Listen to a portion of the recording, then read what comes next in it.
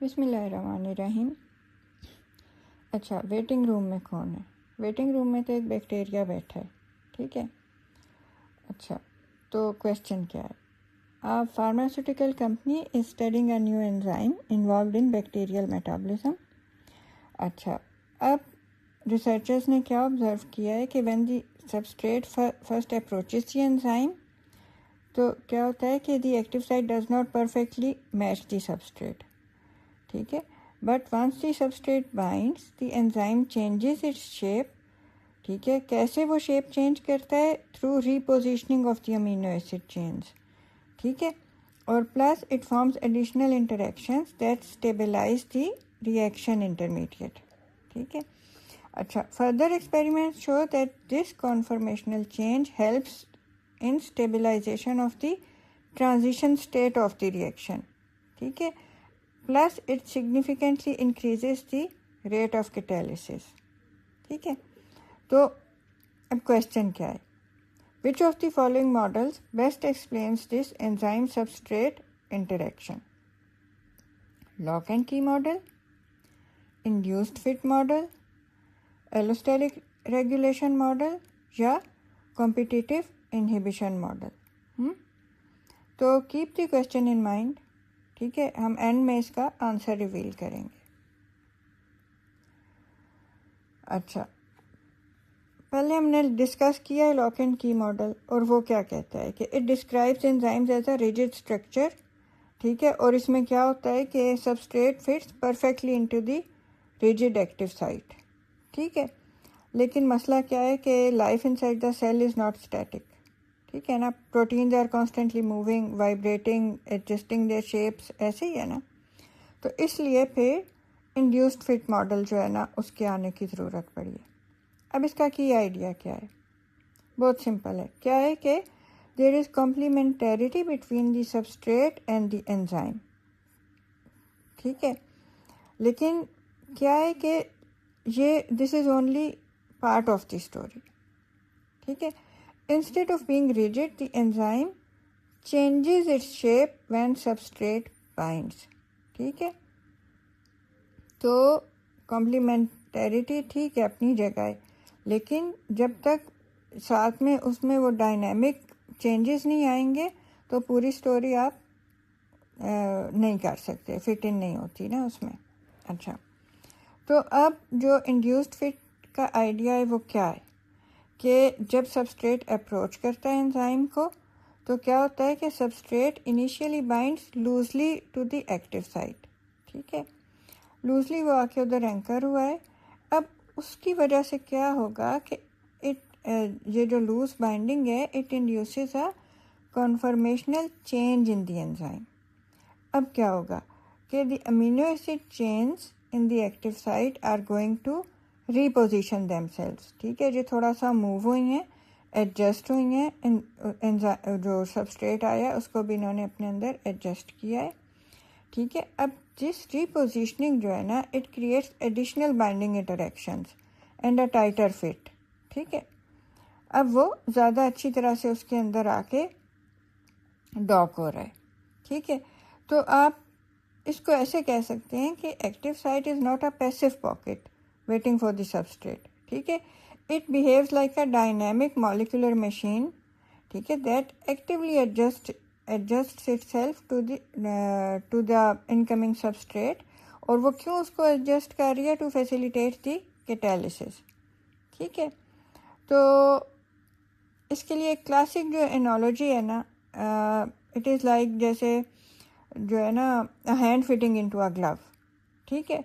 क्या है कि जब भी आप उसमें अपना हैंड डालेंगे किसी ग्लव में, तो ग्लव क्या करता है? वो उस तरह पत्थर का या लोहे का तो नहीं बना होता ना। Glove changes its shape to accommodate the hand, ठीक है।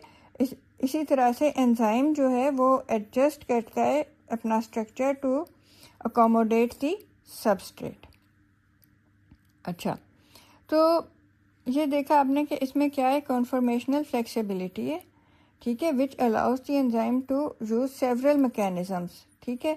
अब जो एंजाइम का काम क्या है कि इसने रिएक्शन को स्पीड अप करना है ना, तो तो अब वो किस तरह से उसको स्पीड अप कर रहा है, एक तो उसने उसको अकोमोडेट किया है, उसके बाद जो उसकी एक ट्रांजिशन स्टेट बनी है, ठीक है, अभी वो पूरा चेंज नहीं हुआ लेकिन जो भी सबस्ट्रेट है वो इन दी प्रोसेस ऑफ चेंजिंग है, तो जो उसकी शेप बनेगी तो हम उसको कहेंगे ट्रांजिशन स्टेट, ठीक है। तो ये ट्रांजिशन स्टेट की स्टेबलाइजेशन करेगा, ठीक है।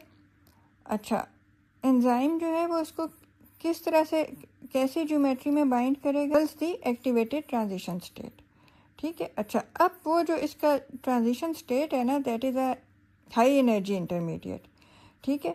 तो एंजाइम जो है वो कैसे उसकी एक्टिवेशन एनर्जी को जो है वो लोअर कर रहा है कि it is stabilising the high energy intermediate जो इसकी ट्रांजिशन स्टेट है, और उससे वो रिएक्शन को स्पीड अप कर रहा है, ठीक है।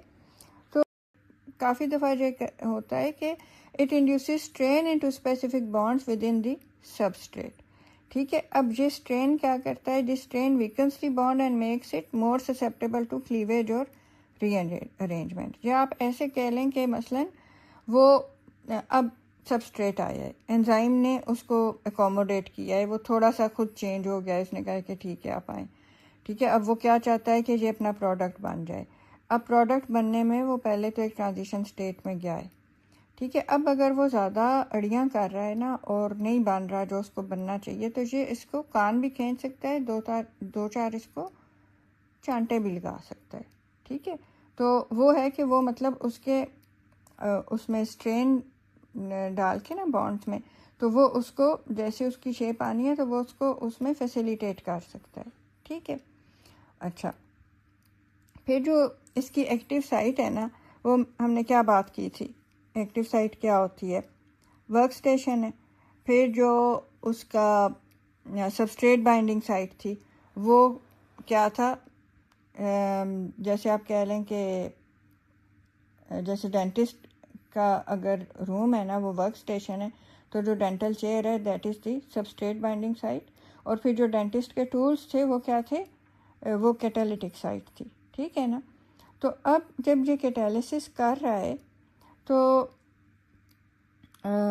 इसमें क्या क्या हो सकता है, क्या होगा कि जो इसके एक्टिव साइट में कुछ अमीनो एसिड रेजिड्यूज़ हैं वो डायरेक्टली पार्टिसिपेट करेंगे कैटालिसिस में, ठीक है।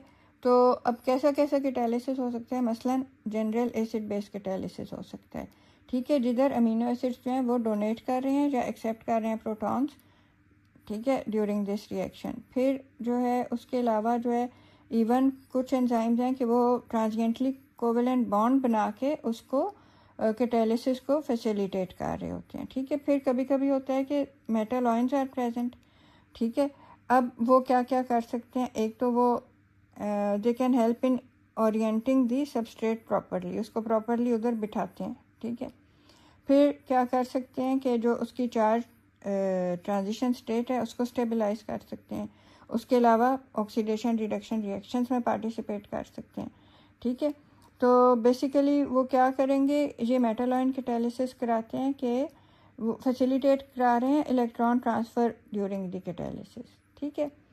अच्छा, फिर जो है कि जो डायनामिक नेचर है एंजाइम्स की, उसमें क्या है कि एंजाइम चेंजेस इट्स शेप, ठीक है, लेकिन वो अपनी शेप नहीं चेंज करता, it can also induce structural changes in the substrate, ठीक है। तो इसका क्या मतलब हुआ कि दिस इज़ रेसिप्रोकल इंटरेक्शन, ठीक है। और इसका फ़ायदा क्या है, it harnesses the energy of binding to drives the chemical transformation, ठीक है। तो जो बायोफिज़िकल स्टडीज़ हैं, ठीक है, वो भी उनसे भी ये कंफर्म हुआ है कि enzymes undergo dynamic structural movements during the substrate binding, ठीक है। तो इसका क्या मतलब है कि ये हम हवा में बातें नहीं कर रहे, ये एक्चुअली होता है, ठीक है। अच्छा, अब आंसर रिवील का टाइम आ गया है, ठीक है। इसमें क्या हुआ था क्वेश्चन में कि एंजाइम जो था it did not initially match the substrate perfectly, ठीक है। क्या इसने किया था कि सबस्ट्रेट बाइंडिंग ने एक कॉन्फॉर्मेशनल चेंज ट्रिगर किया था, ठीक है। उस कॉन्फॉर्मेशनल चेंज से क्या हुआ था, एडिशनल इंटरेक्शंस वर क्रिएटेड, ठीक है, जिन्होंने क्या किया था, ट्रांजिशन स्टेट को स्टेबलाइज किया था। ठीक है, तो फिर कौन सा मॉडल इस मैकेनिज्म को एक्सप्लेन करता है? Induced fit model. ठीक है, तो अब जो कैरी होम पॉइंट्स क्या हैं कि एक्टिव साइट जो है that is flexible not rigid. ठीक है, फिर दूसरी बात कि substrate binding induces a conformational change in the enzyme. कैसे होता है कि amino acid chains reposition to enhance the docking of the substrate. ठीक है, उससे क्या होता है कि ट्रांजिशन स्टेट जो बननी है सबस्ट्रेट की वो स्टेबलाइज होती है। तो क्या हो रहा है इधर कि the enzyme is acting as a dynamic molecular machine. ठीक है, और वो क्यों ऐसे कर रहा है behave? To accelerate the reactions. In contrast lock and key model में क्या होता था? Lock and key model specificity को तो एक्सप्लेन कर देता है, लेकिन जो एंजाइम की फ्लेक्सिबिलिटी है ना, उसको वो नहीं एक्सप्लेन कर सकता। ठीक है, तो आपने क्या याद रखना है कि लॉक एंड की explains specificity, but induced fit explains real enzyme catalysis in living systems.